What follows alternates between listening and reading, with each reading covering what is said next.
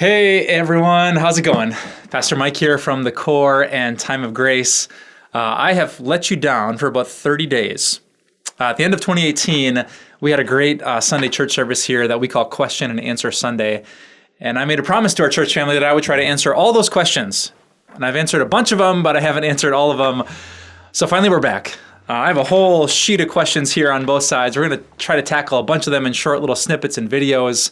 Hopefully give you good biblical answers to the questions that you have been wondering about and asking. So here's the first one on our list. Are ghosts real? Man, if you've ever been in a spooky situation or heard a bump in the night or maybe just watched a lot of cable TV, you've wondered that question. Are ghosts the real deal? What does the Bible say about that? Well, the Bible would say that there are very much things like evil spirits and invisible beings that we can't see. The Bible talks on a lot of its pages about angels and demons.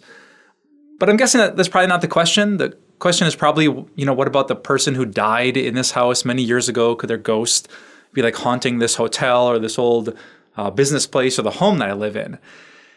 And as far as I can tell, the Bible's answer to that question is no.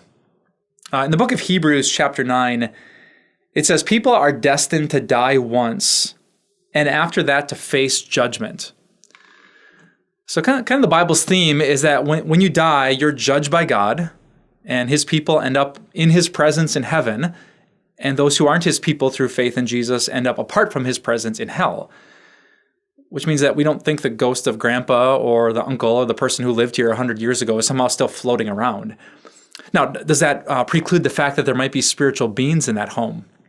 No, as I said before, there are definitely demons who would love to mess with us, who would love getting us thinking about spiritual things that aren't connected to God.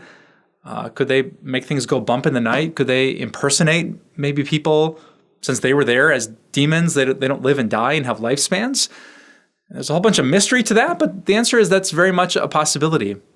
The other thing in the Bible that kind of comes close to a ghost is this really weird story in the book of 1 Samuel where King Saul, who's the first king of Israel, is losing power and he's losing hope.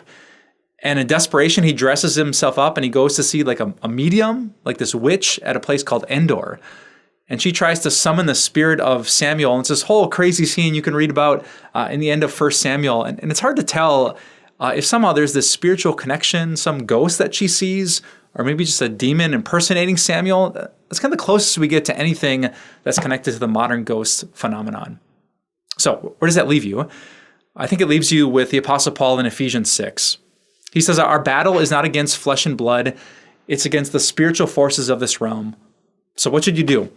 You should take up the shield of faith. You should put on the full armor of God. You should grab the sword of the Spirit, which is the word of God.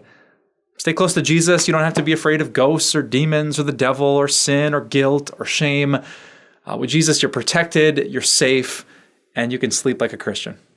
Hope that helps, and hope you have a great day.